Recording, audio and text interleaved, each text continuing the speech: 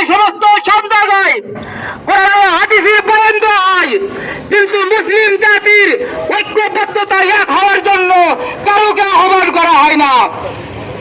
আর আমরা নামাজ নিয়ে ব্যস্ত আছি। এখন আমরা নামাজ পড়ে আসলাম বাইতুল কেবলার দিকে।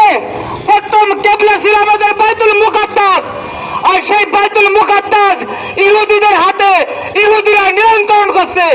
সেটা নিয়ে আমাদের কোনো মাথা ঘামছে না, সেটা নিয়ে আমরা কোনো কথা বলছি না।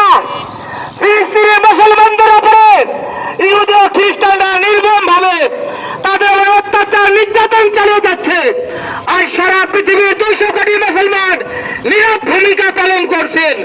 তারা শুধু ইবাদত, মশগুল ইবাদতে ব্যস্ত রয়েছেন। তাদের ভেতরে কোনো এই বিষয়ে কোনো প্রতিবাদ নেই, সংগ্রাম নেই, রাজপথে নামছে না, মিছিল মিটিং করছে না, বাতিলের বিরুদ্ধে তারা পদক্ষেপ নিচ্ছে না।